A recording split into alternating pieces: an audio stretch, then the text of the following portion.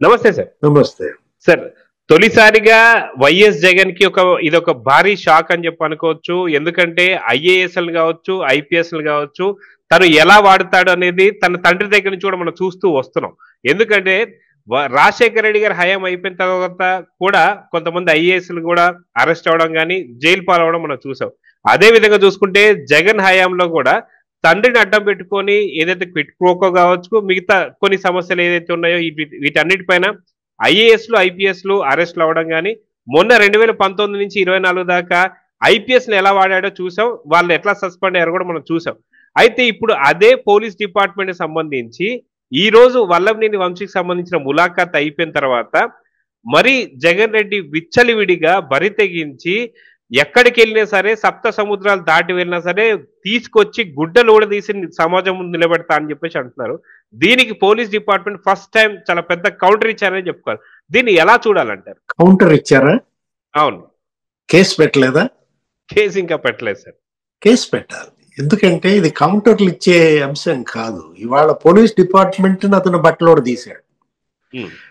వంశీని వాళ్ళు అరెస్ట్ చేసిన వాళ్ళ పైన చేసిన విమర్శలు కాదు, ఎంటైర్ ఆంధ్రప్రదేశ్ పోలీస్ ను అవమానించాడు జగన్మోహన్ రెడ్డి ఈ మాటల ద్వారా. ఏది గుడ్డలోడదీసి నిలబెడతాననే మాట చాలా తీవ్రమైనటువంటి అంశం. పొలిటీషియన్స్ తిట్టుకుంటే అది వేరే విషయం.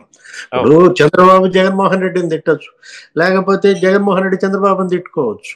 తెలుగుదేశం పార్టీ వాళ్ళు వైసీపీ వాళ్ళని అనుకోండి, గుడ్డలోడ తీసి నిలబెడతానని, లేకపోతే వైసీపీ వాళ్ళు తెలుగుదేశం పార్టీ వాళ్ళని అనుకోమనండి, గుడ్డలోడ తీసి నిలబెడతామని. మీరు గుడ్డలేపు తీసుకోండి. మీరు పోలీస్ డిపార్ట్మెంట్ గుడ్డలేపు తీస్తే ఇవాళ ప్రతి పోలీస్ స్టేషన్ లో కూడా నిజం చెప్పాలంటే పోలీస్ ఇవాళ కేసులు పెట్టాలి. ఎవరిపైన?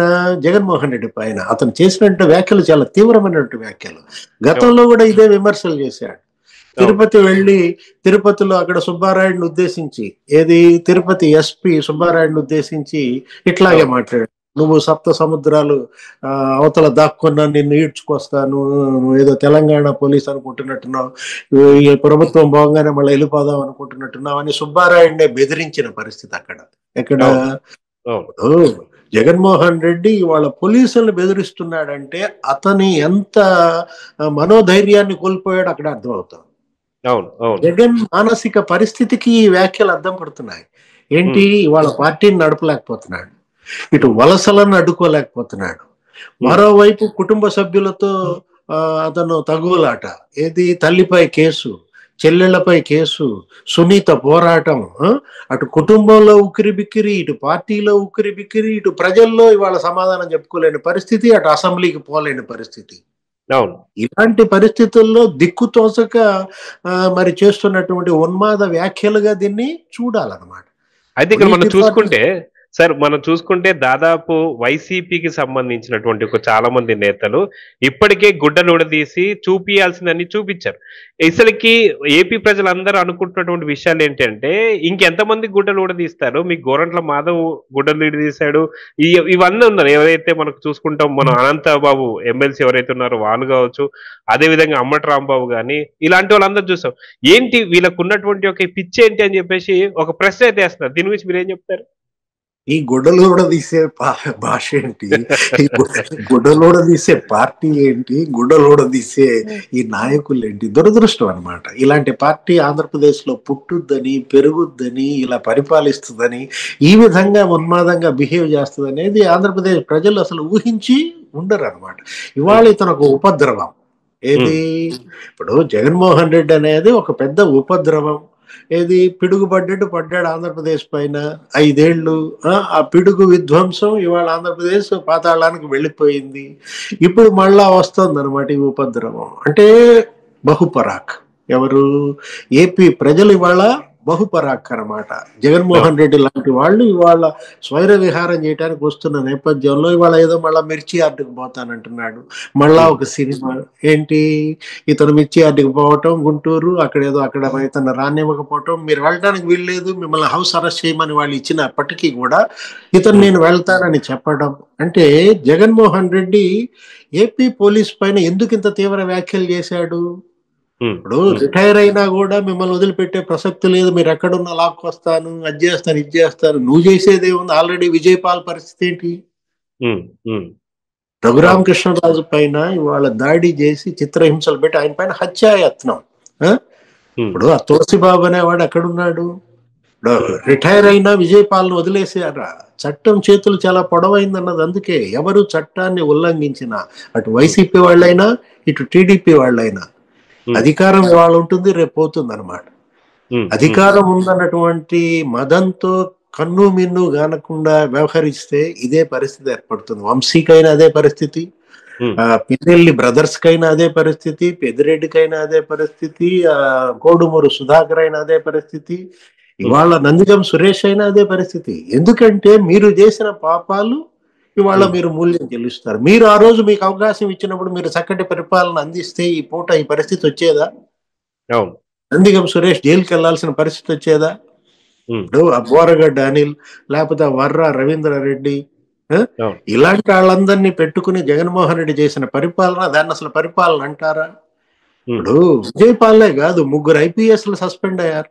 పిఎస్ఆర్ ఆంజనేయులు ఎక్కడున్నాడు? సునీల్ కుమార్ పరిస్థితి ఏంటి? విశాల్ గున్ని పరిస్థితి ఏంటి? కాంతిరాణా టాటా ఏంటి? నువ్వు చెప్పినట్లుగా ఇప్పుడు పోలీసు నడవట్లేదనా నీ ఆక్రోశం? ఇప్పుడేమి ఎవరు ఇవాళ వెళ్ళి స్పెషల్ ఫ్లైట్లలో వెళ్ళి హీరోయిన్లను కిడ్నాప్ చేసి తీసుకొస్తున్నారా పోలీసులు? ఇప్పుడు స్పెషల్ ఫ్లైట్ లో జగన్మోహన్ రెడ్డి పోలీసులను పంపాడు.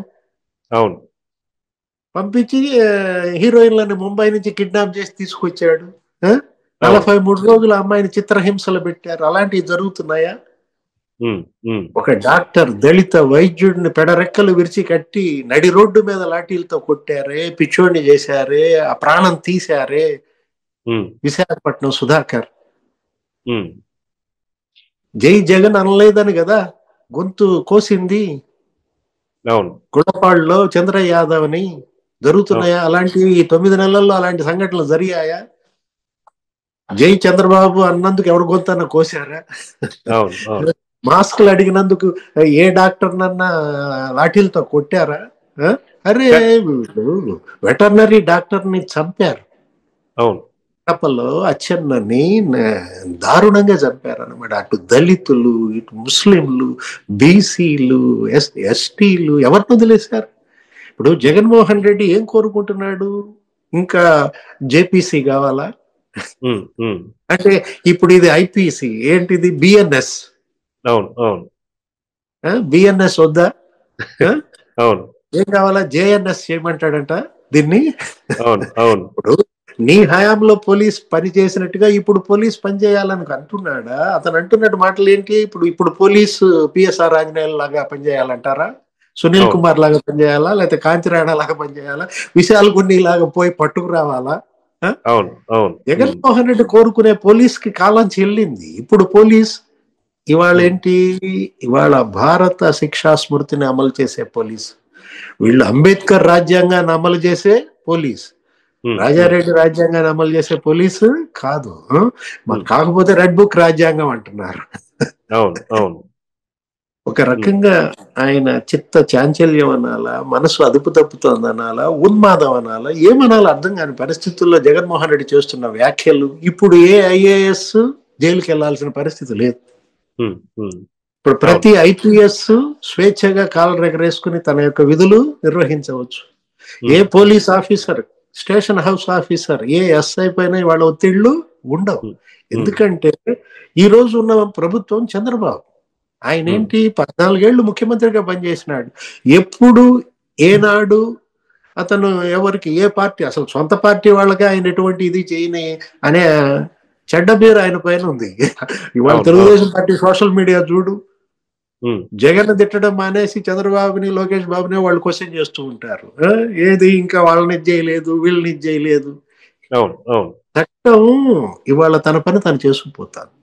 తప్పు చేస్తే తెలుగుదేశం పాడైనా జైలుకి వెళ్లాల్సిందే, జనసేన ఆడైనా జైలుకి వెళ్లాల్సిందే, లేకపోతే బీజేపీ వాళ్ళైనా జైలుకి వెళ్లాల్సిందే. ఇవాళ పార్టీలకు అతీతంగా పనిచేస్తోంది పోలీస్. కిరణ్ రాయల్ పైన కేసు పెట్టారా లేదా? ఇప్పుడు తిరుపతిలో ఏదో వచ్చింది, అక్కడ ఏదో ఒక లేడీ ఎవరో ఫిర్యాదు చేశారు, జనసేన నాయకుడు ఆయన. పవన్ కళ్యాణ్ నిర్మోహమాటంగా పక్కన పడేసిన పరిస్థితుల్లో ఆ, అంటే అవును. ఏంటి, ఇవాళ పార్టీ కన్నా ఎవరు ఎక్కువ కాదు, కాదు. అవును. పార్టీ ముఖ్యం. ఆ, కార్యకర్త తప్పు చేసినా, నాయకుడు తప్పు చేసినా శిక్ష తప్పదన్నమాట. అది ఏ పార్టీ అయినా సరే. అవును. వైఎస్ఆర్ కాంగ్రెస్ పార్టీ వాళ్ళే ఇవాళ ఎందుకు ఇంతమంది జైళ్ళకి వెళ్తున్నారు, ఇవాళ ఇన్ని కేసులు వైసీపీ వాళ్ళ మీద ఎందుకు పడుతున్నాయి అంటే కారణం ఇదే అన్నమాట. నిన్న జగన్ జైల్లో చేసిన వ్యాఖ్యలు నువ్వు వింటే ఉమ్, ఉమ్. సొంత సామాజిక వర్గంలో పైకి వస్తున్నారని వంశీని, కొడాలి నానిని తొక్కేస్తున్నాడంట, జైళ్ళకు పంపిస్తున్నాడంట. అది కాక వల్లభనేని ఇప్పుడు వంశీని ఎందుకు టార్గెట్ చేశారు అంటే తను మాట్లాడే మాట మొత్తం చాలా హాస్యాస్పదంగా ఉంది. ఎందుకంటే ఆ చంద్రబాబు నాయుడు గారి కన్నా లోకేష్ గారి కన్నా చాలా స్మార్ట్ గా ఉన్నారు వల్లభనేని వంశీ అంటూనే నెక్స్ట్ దేవినేని అవినాష్ ని అరెస్ట్ చేయబోతున్నారు. ఎందుకంటే దేవినేని అవినాష్ కూడా చాలా స్మార్ట్ గా ఉంటాడని చెప్పి మాట్లాడుతారు. అసలుకి ఒక మాజీ ముఖ్యమంత్రి మాట్లాడాల్సిన మాటలేనా అంటే ఏమంటారు? జగన్ కి స్మార్ట్ గా కనపడ్డారంటే వంశీ, దేవినేని అవినాష్ జాగ్రత్తగా ఉండాలి, బట్టలు ఉడదీస్తాడు.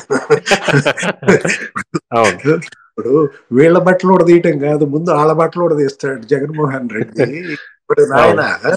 ఏం అవును. స్మార్ట్ గా ఉంటాడంట, అంత చక్కనాడా వంశీ ఇతని కళ్ళకి? ఆ? అవును. ఇప్పుడు అవును. లోకేష్ ఎంత చక్కనాడో, ఎంత అందగాడో లోకేష్ తల్లి చెప్పుద్ది, లోకేష్ భార్య చెప్పుద్ది. నీకెందుకు గోల? నువ్వు దేశం వాళ్ళంతా ఎవరు చక్కనాళ్ళు అనేది నీకెందుకయ్యా?